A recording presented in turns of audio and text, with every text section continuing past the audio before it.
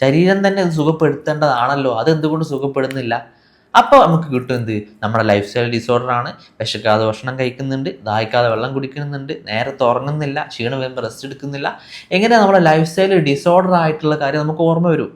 അതിലേതാണോ disorder ഉള്ളത് അത് correct ആക്കുന്നതോടുകൂടി ഈ പറയപ്പെട്ട അസുഖങ്ങൾ നീങ്ങി നീങ്ങി പോവും. അത് പരിപൂർണമായിട്ടുള്ള മാറ്റമായിരിക്കും. മറ്റെന്താ വെച്ചാൽ നമ്മൾ മെഡിസിൻ കഴിക്കും, ഇതിനെ സപ്രസ് ചെയ്യും, കുറച്ച് കഴിയാൻ മെഡിസിൻ്റെ എഫക്റ്റ് കുറയുമ്പോൾ വീണ്ടും ആ ഒരു അസുഖം ശരീരം എന്ത് ചെയ്യും? അത് വേസ്റ്റിനെ പുറന്തള്ളാൻ നോക്കും. വേസ്റ്റിനെ പുറന്തള്ളാൻ നോക്കുമ്പോൾ നമ്മൾ വീണ്ടും അതിന് മെഡിസിൻ കഴിച്ച് ഒതുക്കും.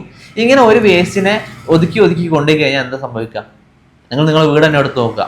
വീട്ടിലൊരു വേസ്റ്റിനെ നമ്മൾ എന്ത് ചെയ്യുക? സ്ഥിരമായിട്ട് ഒതുക്കി ഒതുക്കി വെക്കുക. അതിങ്ങനെ പുറത്തേക്ക് ഒതിച്ച് വരുമ്പോൾ വീണ്ടും എന്തെങ്കിലുമൊക്കെ ആയിട്ട് ഇങ്ങനെ നീക്കി നീക്കി അതിനെ ഒതുക്കി വെക്കുക. ഇങ്ങനെ ആ കുറച്ച് കഴിയുമ്പോൾ ദുർഗന്ധം കൊണ്ട് നിങ്ങൾക്ക് ആ വീട്ടിൽ നിൽക്കാൻ കഴിയുമോ?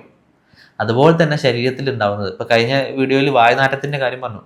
വയറ്റിൽ ഇതുപോലെ വേസ്റ്റ് അടിഞ്ഞു കൂടിയിട്ടാണ് വായനാറ്റം സ്ഥിരമായിട്ട് വരുന്നത്. അപ്പം അതുപോലെ തന്നെ ഏതൊരു കാര്യവും നമ്മൾ ശ്രദ്ധിക്കേണ്ടത് വേസ്റ്റ് അടിഞ്ഞു കൂടിയ ആ ഒരു സാഹചര്യത്തെ ശരീരം ക്ലീൻ ചെയ്യുന്നതാണ് ഈ കഫം, ചുമ, ജലദോഷം, അതുപോലെ തന്നെ അമിതമായ വിയർപ്പ് വരിക, പനിയൊക്കെ അതിൻ്റെ എക്സ്ട്രീം ആണ്. ശരീരത്തിലുള്ള ആ അത്തരത്തിലുള്ള വേസ്റ്റിനെ നമ്മൾ പുറന്തള്ളാൻ അനുവദിക്കാതെ ഇരിക്കുമ്പോൾ ശരീരം എന്താ ചെയ്യുന്നത്? അതിനെ ചൂടാക്കി കളയുക ചെയ്യുന്നത്. പുറത്ത് വരാതെ ആ ഭാഗത്ത് നിന്ന് ചൂടാക്കി കളയുക ചെയ്യുന്നത്. നമുക്കറിയാം, പനി പ്രോപ്പറായിട്ട് മാറിയിട്ടില്ലെങ്കിൽ, അമിതമായ ഭക്ഷണം കഴിച്ചിട്ടോ അല്ലെങ്കിൽ മെഡിസിൻ കഴിച്ചിട്ടോ പനി മാറി അങ്ങനെ നിർത്തിക്കഴിഞ്ഞാൽ നമുക്ക് അടുത്തത് വരുന്ന ജലദോഷം ചുമയൊക്കെ ആയിരിക്കും. കാരണം ആ പനിച്ച് പോകേണ്ട വേസ്റ്റിനെ പിന്നെ ശരീരം അടുത്ത ഘട്ടത്തിൽ ജലദോഷം ചുമയാക്കി കളയുക ചെയ്യുന്നത്. അപ്പോൾ അതിനെ സ്റ്റോപ്പ് ചെയ്യും.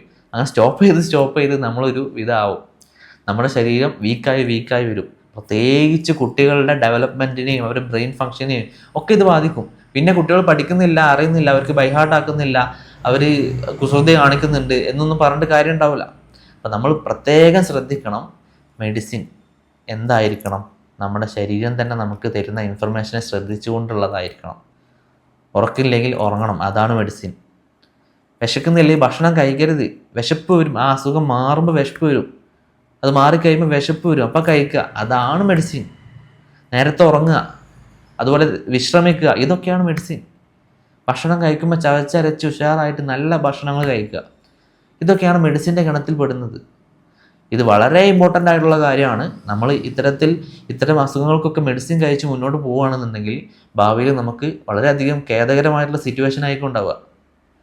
അതാരും നമുക്ക് പറഞ്ഞു തരില്ല. ഇപ്പോൾ ജലദോഷത്തിന് മെഡിസിൻ വേണമെന്ന് പറഞ്ഞാൽ ജലദോഷം ഉണ്ട് പറഞ്ഞ് ചെന്നാൽ ജലദോഷത്തിന് മെഡിസിൻ തരുള്ളൂ. അത് പിന്നീട് ജലദോഷത്തിന് മെഡിസിൻ കഴിച്ച് അത് ന്യൂമോണിയ ആവുന്നോ അല്ലെങ്കിൽ സ്ഥിരമായിട്ട് ഇത് കഴിക്കുന്നതിലൂടെ നമ്മുടെ സ്പേം വരെ അത് ഡ്രൈ ആയി പോവും, മറ്റിപ്പോവും എന്നുള്ള കാര്യം, കൗണ്ടൊക്കെ കുറയുന്നുള്ള കാര്യം ആരും പറഞ്ഞു തരില്ല. അവിടെ എത്തുമ്പോഴേ അറിയുള്ളൂ. ജലദോഷം ഉണ്ടോ, അത് മാറി, കുറച്ച് സ്ഥിരമായി മാറി, കുറച്ച് കഴിയുമ്പോൾ ന്യൂമോണിയ അതിൻ്റെ മെഡിസിൻ വേറെ.